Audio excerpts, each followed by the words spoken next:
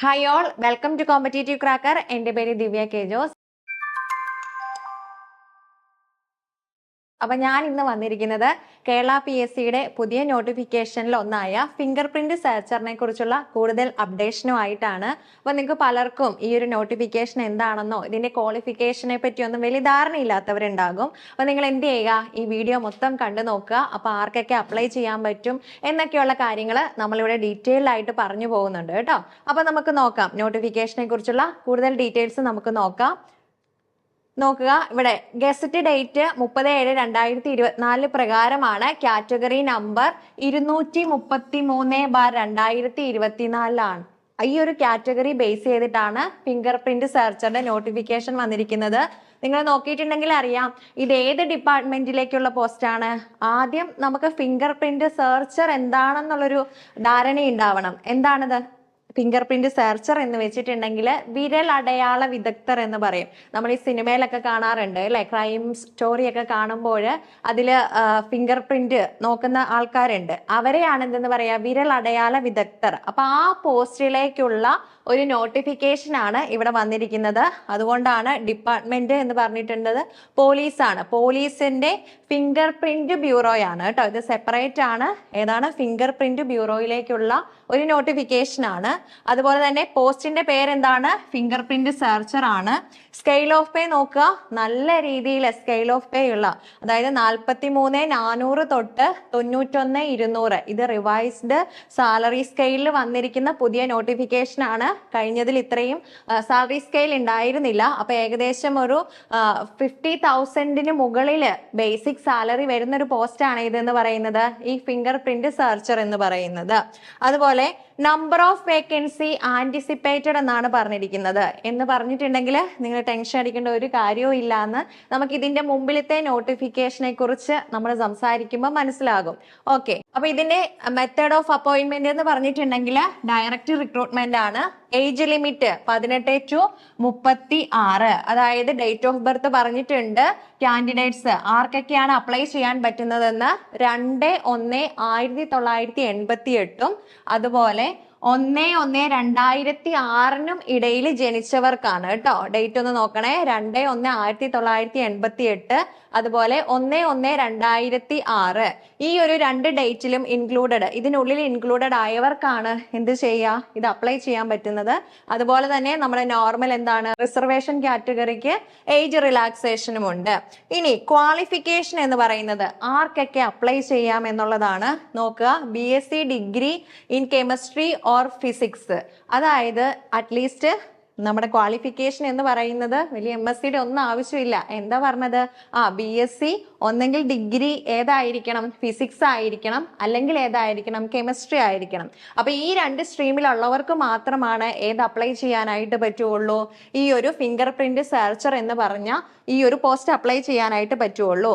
ഇതില് PSC equivalent ആയിട്ടുള്ള qualification പറഞ്ഞിട്ടുണ്ട്. അത് ഏതൊക്കെയാണെന്നും കൂടെ നമുക്ക് പറയാം. അപ്പൊ അവർക്കും കൂടെ ഇത് അപ്ലൈ ചെയ്യാനായിട്ട് സാധിക്കും. ഇനി നോക്കുക, ഇനി ഇതിൽ പ്രത്യേകമായിട്ട് പറഞ്ഞിരിക്കുന്നത് ക്വാളിഫിക്കേഷൻ പറഞ്ഞിട്ടുണ്ട്, അതുപോലെ തന്നെ കാഴ്ചയുടെ കാര്യം പറഞ്ഞിട്ടുണ്ട്. എന്ന് വെച്ചിട്ടുണ്ടെങ്കിൽ ഇവിടെ ഡിസ്റ്റന്റ് വിഷൻ റൈറ്റ് ഐയുടെയും ലെഫ്റ്റ് ഐയുടെയും അതുപോലെ നിയർ വിഷന് റൈറ്റ് ഐയുടെയും ലെഫ്റ്റ് ഐയുടെയും ഇവിടെ കറക്റ്റ് ആയിട്ട് നമ്മുടെ നോട്ടിഫിക്കേഷനിൽ കൊടുത്തിട്ടുണ്ട്. അപ്പൊ അതും കൂടെ ഒന്ന് നിങ്ങൾ നോക്കുക. ഈ 2 കാര്യം മാത്രമേ പറഞ്ഞിട്ടുള്ളൂ. ഒന്നെന്താണ് ക്വാളിഫിക്കേഷൻ എന്ന് പറയുന്നത്, ഡിഗ്രി അത് ഏതായിരിക്കണം, ഒന്നെങ്കിൽ ഫിസിക്സ് ആയിരിക്കണം അല്ലെങ്കിൽ കെമിസ്ട്രി ആയിരിക്കണം. അതുപോലെ തന്നെ കാഴ്ച നമുക്കറിയാം അല്ലെ, ഫിംഗർ പ്രിന്റ് സെർച്ചർ എന്ന് പറയുമ്പോൾ കാഴ്ചയ്ക്ക് വളരെയധികം പ്രാധാന്യമുണ്ട്.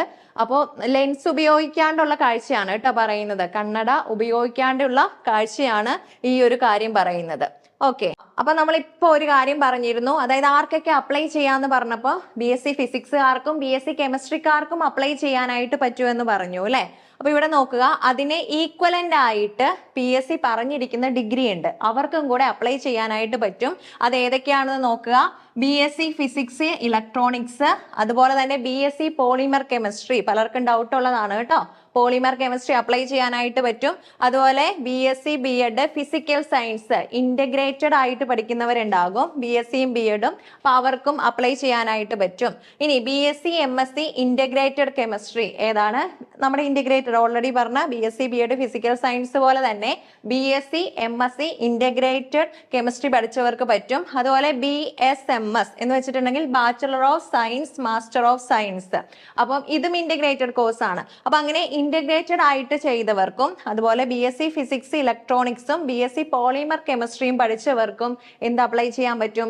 ഈ ഒരു ഫിംഗർ പ്രിന്റ് സെർച്ചർ നമ്മുടെ BSc ഫിസിക്സുകാരെ പോലെയും BSc കെമിസ്ട്രിക്കാരെ പോലെയും അപ്ലൈ ചെയ്യാനായിട്ട് സാധിക്കും. ഇപ്പൊ ആർക്കൊക്കെയാണ് അപ്ലൈ ചെയ്യേണ്ടത്, എന്താണ് ക്വാളിഫിക്കേഷൻ എന്നൊക്കെയുള്ള ഡീറ്റെയിൽസ് നിങ്ങൾക്ക് മനസ്സിലായി കാണും. അപ്പോൾ ഈ ഒരു ക്വാളിഫിക്കേഷൻ ഉള്ളവരെ എത്രയും വേഗം അപ്ലൈ ചെയ്യാനായിട്ട് ശ്രദ്ധിക്കുക. സെപ്റ്റംബർ 4-ാം തീയതിയാണ്, അതായത് നെക്സ്റ്റ് മന്ത് 4-ാം തീയതി 12 മണി വരെയാണ് ഇതിന്റെ അപ്ലൈ ചെയ്യാനുള്ള ഡേറ്റ് എന്ന് പറയുന്നത്. അപ്പോൾ വളരെ കുറച്ച് ദിവസമേ ഉള്ളൂ. അപ്പോൾ ഈ ക്വാളിഫിക്കേഷൻ ഉള്ളവരെ എത്രയും വേഗം തന്നെ അപ്ലൈ ചെയ്യാനായിട്ട് ശ്രദ്ധിക്കുക. നിങ്ങൾ നോക്കിയിട്ടുണ്ടെങ്കിൽ അറിയാം, ഇത്രയും ഡീറ്റെയിൽസ് നിങ്ങൾക്ക് മനസ്സിലായപ്പോൾ ഒരു കാര്യം വ്യക്തമാണ് അല്ലേ? ഇത് അത്യാവശ്യം സാലറി സ്കെയിലുള്ള ഒരു ഗ്ലാമറസ് പോസ്റ്റ് ആണ് ഇതെന്ന് പറയുന്നത്, ഫിംഗർ പ്രിന്റ് സെർച്ചർ എന്ന് പറയുന്നത്. കാരണം പോലീസ് ഡിപ്പാർട്ട്മെന്റിന്റെ കീഴിലാണ്, ആഭ്യന്തര വകുപ്പിന് കീഴിലുള്ള സ്പെഷ്യൽ ബ്യൂറോയുടെ കീഴിൽ വരുന്ന ഒരു പോസ്റ്റ് ആണിത്. അപ്പൊ പോലീസ് ഡിപ്പാർട്ട്മെന്റിലേക്ക് ഭയങ്കര പാഷൻ ഉള്ളവരൊക്കെ ഉണ്ടാകും. അപ്പൊ ഫിസിക്കലൊക്കെ അപ്ലൈ ചെയ്തിട്ട് അല്ലെ, ഫിസിക്കലൊക്കെ പാസ്സാകാൻ പറ്റാത്തവരുണ്ടെങ്കിൽ ഇത് അതിനേക്കാളും അല്ലെ ഒരു സ്റ്റാൻഡേർഡ് ആയിട്ടുള്ള ഒരു പോസ്റ്റ് ആണെന്ന് വേണമെങ്കിൽ പറയാം. അതുപോലെ തന്നെ നമ്മുടെ ഗവൺമെന്റ് പോലീസ് ഡിപ്പാർട്ട്മെന്റിന്റെ ID നമുക്ക് കിട്ടുന്ന ഒരു പോസ്റ്റും കൂടെയാണ്. അപ്പൊ എന്ത് ചെയ്യുക, ഈ ഒരു ജോലിക്കൊക്കെ പ്രത്യേകിച്ച് പാഷനൊക്കെ ഉള്ളവരെ എത്രയും വേഗം തന്നെ അപ്ലൈ ചെയ്യാനായിട്ട് ശ്രദ്ധിക്കുക. ഡേറ്റ് മറക്കണ്ട, സെപ്റ്റംബർ 4 ലാസ്റ്റ് ഡേറ്റ്. ഓക്കെ, ഇതിനു മുമ്പ് വന്ന ഫിംഗർ പ്രിന്റ് സെർച്ചറുടെ നോട്ടിഫിക്കേഷൻ ആയിരുന്നു 139/2020. അന്നാണ് ഈ ഒരു നോട്ടിഫിക്കേഷൻ വന്നത്. നിങ്ങൾ നോക്കിയിട്ടുണ്ടെങ്കിൽ അറിയാം, അന്നത്തെ സ്കെയിൽ ഓഫ് പേ എന്ന് പറയുന്നത് 30,700 to 65,400 ആണ്. അതാണ് ഞാൻ ഓൾറെഡി പറഞ്ഞത്.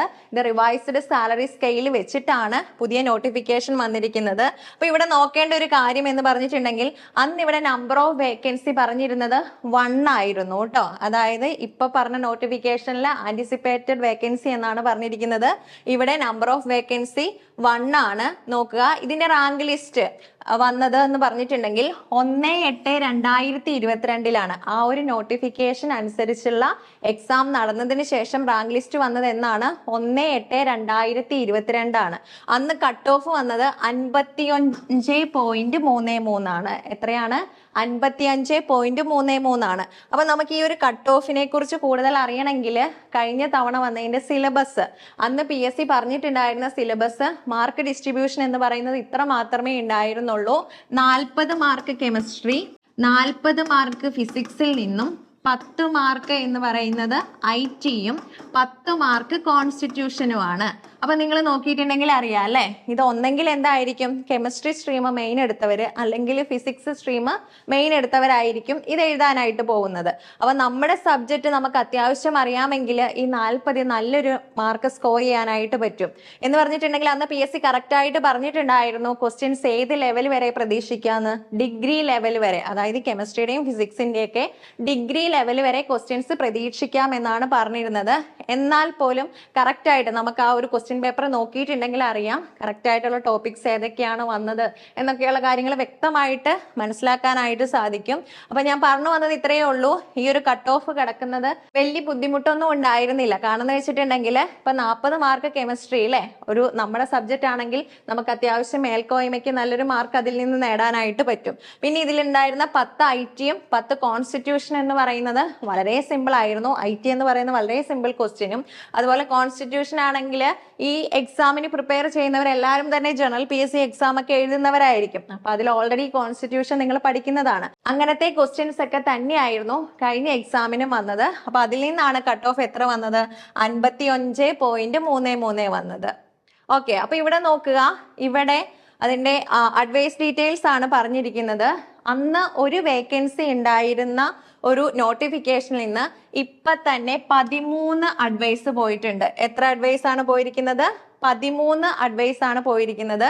അതായത് ലാസ്റ്റ് അഡ്വൈസ് പോയത് എന്നാന്ന് ചോദിച്ചിട്ടുണ്ടെങ്കിൽ 6/12/2023 ആണ്. അതിനുശേഷം അഡ്വൈസ് ഒന്നും പോയിട്ടില്ല.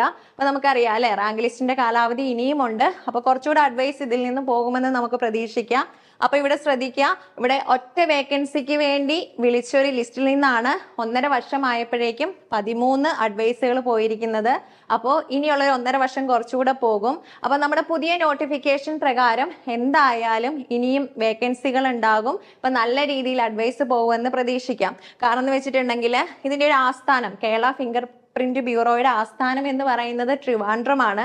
അതുപോലെ തന്നെ എല്ലാ ജില്ലകളിലും എന്തുണ്ട്, ഇതിന്റെ സെന്റർ ഉണ്ട്. 19 സെന്ററുകൾ ഉണ്ട് കേരളത്തിൽ മൊത്തമായിട്ടും. അപ്പൊ അതിനനുസരിച്ചിട്ടുള്ള വേക്കൻസി നമുക്ക് ലഭിക്കും, അതിൽ യാതൊരു സംശയമില്ല. അപ്പൊ എന്ത് ചെയ്യുക, നിങ്ങൾ നല്ല രീതിയിൽ പഠിച്ചു തുടങ്ങാനായിട്ട് ശ്രദ്ധിക്കുക. ഓക്കെ. അതുപോലെ തന്നെ നമ്മളിപ്പോ ഒരു കാര്യം പറഞ്ഞു അല്ലെ, എന്താണ് പറഞ്ഞത്, നമ്മുടെ സിലബസ് എന്ന് പറയുന്നത് 40 mark chemistry, 40 mark physics, 10 mark constitution, അതുപോലെ തന്നെ 10 മാർക്ക് IT എന്നൊക്കെ മാത്രമേ പറഞ്ഞിട്ടുള്ളൂ അല്ലെ. ഇതിൽ ഏതൊക്കെ പഠിക്കണം, ഇതിൽ നിന്ന് എങ്ങനെ പഠിക്കണം എന്നൊക്കെയുള്ള കാര്യങ്ങളെ കുറിച്ച് വലിയ ധാരണയില്ലാത്തവര് ഉണ്ടാകും. അപ്പൊ എന്ത് ചെയ്യുക, നമ്മളൊരു ഫ്രീ വെബിനാർ കണ്ടക്ട് ചെയ്യുന്നുണ്ട്. ഈ ഒരു ഫിംഗർ പ്രിന്റ് സെർച്ചർ എന്ന ഈ കോഴ്സിനെ കുറിച്ച് നിങ്ങൾക്ക് കൂടുതലായിട്ട് അറിയാൻ പറ്റും. ഈ ഒരു പോസ്റ്റിനെ കുറിച്ച് കൂടുതലായിട്ട് അറിയാൻ പറ്റും. ഇതിന്റെ സിലബസിനെ കുറിച്ച് നിങ്ങൾക്ക് വ്യക്തമായിട്ട് ഒരു പ്ലാൻ തരും. അതുപോലെ തന്നെ എങ്ങനെയാണ് പഠിക്കേണ്ടത് എന്നൊക്കെയുള്ള കാര്യങ്ങൾ കൺഫ്യൂഷൻ ഉള്ളവരുണ്ടെങ്കിൽ നമ്മുടെ വെബിനാറിൽ ജോയിൻ ചെയ്യാനായിട്ട് ശ്രദ്ധിക്കുക. വെബിനാറിൽ ജോയിൻ ചെയ്യേണ്ടവർക്കായിട്ട് അതിന്റെ ലിങ്ക് പിൻ ചെയ്തിട്ടേക്കാം. അപ്പൊ നിങ്ങൾ അതിലൊന്ന് ജോയിൻ ചെയ്താൽ മതി.